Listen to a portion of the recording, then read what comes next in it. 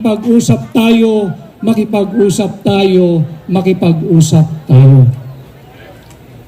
Alam ko hong mahirap unawain ang usapin ng South China Sea, subalit pilit po nating pinasisimple between pagiging isang pro-war or pro-peace. Nasa kamay po ninyo kung anong landas ang dapat piliin ng ating pamahalaan. Isa lamang ho ang pakiusap ko sa inyo sa ngalan ng ating mga kabataan at darating pang salinlahi. Piliin po natin ang landas ng kapayapaan, maging marahan, maging diplomatiko sa ating patuloy na pakikipag-ugnayan sa ating kapitbahay na China at huwag magpadala sa bulong o di kaya'y sulsul ng ating banyagang alyado. Nabanggit din ho kanina yung tungkol dito sa hindi mamatay-matay na usapin ng droga. Ito pong storyang to ay isang storyang that just would not go away. That is why ang iniiwan natin palaging hamon sa lahat ng naglilingkod sa pamahalaan, it is time to undergo an open, credible drug test. Hoy, hoy, hoy, hoy, hoy, hoy, umisig ka na Pinoy. Hoy, hoy, hoy, hoy, hoy, hoy, umisig. Magandang gabi po sa inyong lahat. Kagaya po ninyo, mga tiga Mindanao, yung mga nauna-unahong nagsalita, kagaya po ng mga Bisaya, ako ay taga Luzon, ako ay katulad ninyo, ako ay maisog. Ako ay muburog para kay Governor Edwin Cuyagov Hubahib. And Filipinos are not for sale. And because we are not for sale, we have to continue defending and protecting our Constitution. Yung ginagawa ho nating pag-iikot, nagsimula sa isang bulong, dahan-dahang lumakas, naging isang ganap na tinig, at ngayon dito sa Davao del Norte, kitang-kita natin, isa na siyang ganap na hiyaw. At ito ho ay pinapatunayan nung huling survey na nagpapakita na 88% ng Pilipino ay ayaw sa huwad na charter change, ayaw sa Peking People's Initiative. Kagaya rin ho ng sinabi ng ating host ngayong gabi, si Giselle. Sila po ay nahalal sa terminong 6 na taon. Makontento na ho kayo sa 6 na taon at huwag ninyong pagtangkaang lapastangin ang ating saligang batas, sapagkat naririto ngayong gabi ang soberanya at handa kaming ipagtanggol ang ating saligang batas.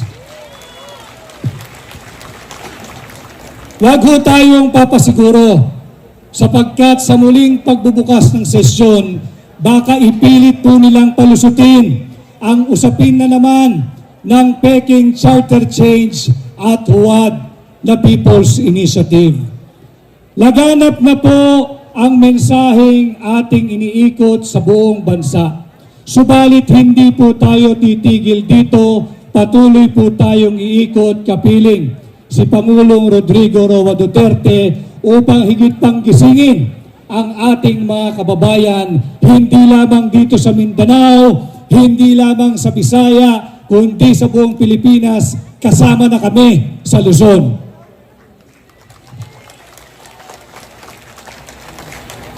Meron din po tayong napakahalagang isyong hinaharap. Sadyang masalimuot intindihin, subalit lalong pinahihirap sapagkat tila pinahihirap na mga nasa pamahalaan. Ito po ang usapin ng South China Sea.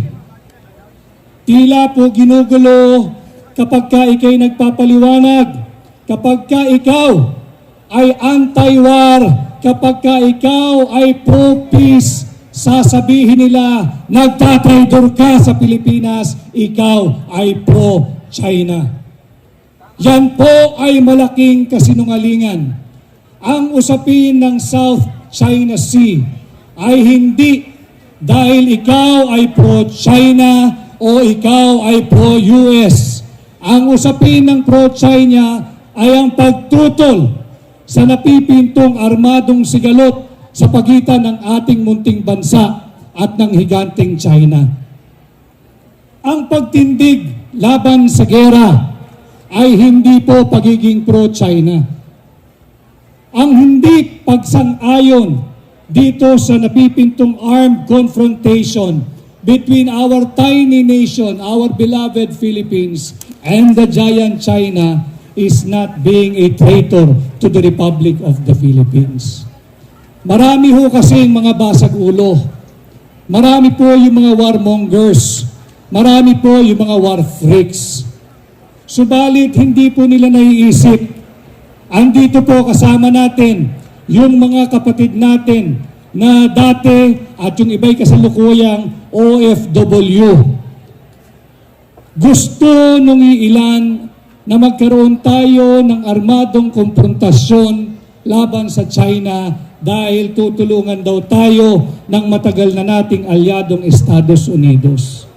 Subalit isipin naman ho ninyo, yung libo-libong Pilipinong nasa Hong Kong, yung libo-libong Pilipinong nasa Macau, at yung libo-libong Pilipinong nasa mainland China. Huwag lang po nating isipin ang seguridad nating mga Pilipino dito sa loob ng bansa. Isipin din ho natin ang kapakanan ng ating mga kababayang OFWs kapag ka naging full war ang sigalot sa pagitan ng China at ng Pilipinas.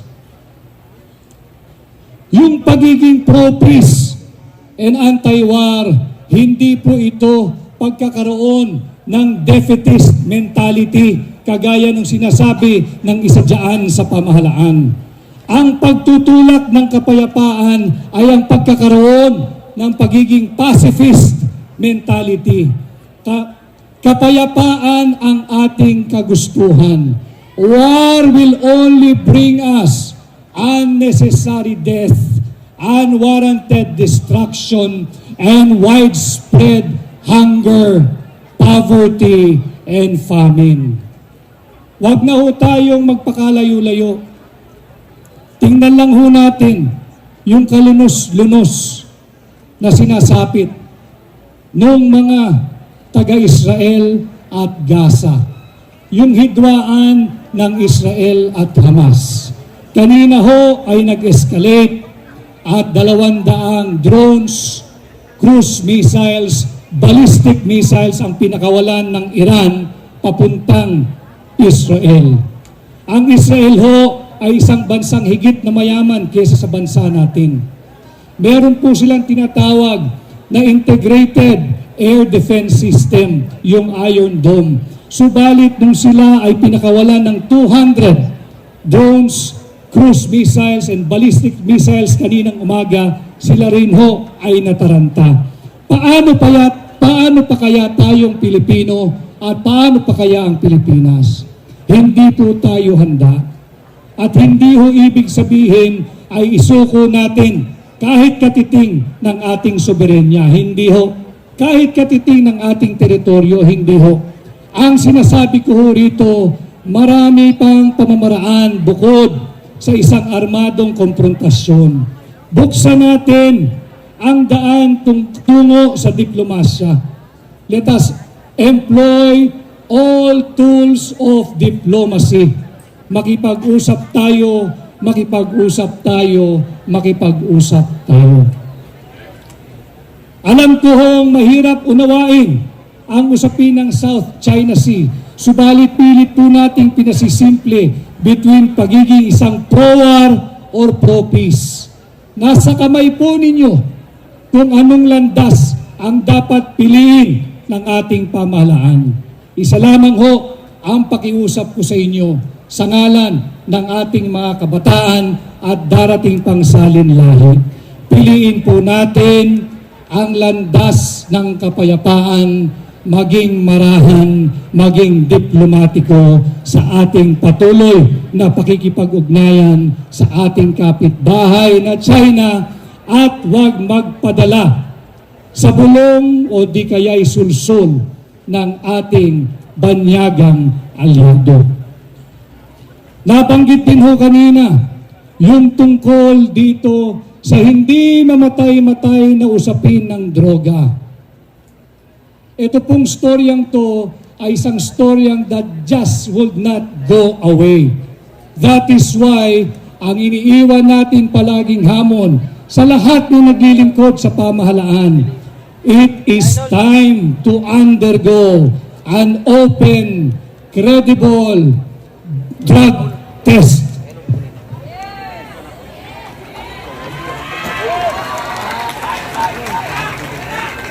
At siguro ho, para lalo silang maniwala that we walk our talk, nais ko lang ho makita ang kamay ninyo doon sa mga handang magpa-drug test.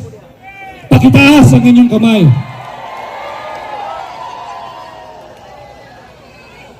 Sana ho nakikinig at nanonood at alam ko namang nakikinig at nanonood ang mga nasa pamahalaan. Ganon din ho ang aking pakikipaglaban at pakikipag-usap sa ating mga makikisig at mahal na kasundaluhan na silang nagbibigay ng external security sa ating ngayong gabi. Maraming salamat sa inyo at sa ating mga kapulisan na nagbibigay ng interior perimeter security. Ang ating pong mga kasundaluhan at ang ating mga kapulisan periodically ay kinakailangang sumailalim sa isang credible, truthful, and honest drug test or drug examination. Kung ang ating mga sundalo tagapagtanggol at ang ating mga pulis na siya ang namamahala ng katahimikan at kapayapaan ay kinakailangang sumailalim sa periodic drug test, bakit kailangan exempted ang ating mga national leaders? Pag nagbasa po tayo ngayon ng mga pahayagan, tila 11th hour na at anytime ay magsisimula ang gera, ang hidwaan. War is obscene. Subalit kung sakasakaling magkaroon ng armadong sigalot, ang unang ibabala sa front line ay ang ating mga kasundaluhan. Ang unang ibabala sa front line ay ang ating mga kapulisan. Hindi ba't marapat lamang na bago sila tumanggap ng kahit na anong kautusan sa civilian authority, kinakailangan muna mag-undergo ng drug testing ang civilian authority bago sila magbigay ng anumang kautusan sa ating mga kasundaluhan at kapulisan. Ito po ang mga mensaheng aking iiwan sa inyong gabi. Atin pong ipagpatuloy ang ginagawang pag-iikot at pagkikilos. Hindi po kami mapapagod hanggat hindi namin naiikot ang halos buong bansa natin because we have to continue defending and protecting our Constitution. Maraming salamat. Mabuhay ang Pilipinas at mabuhay ang lahing Pilipino.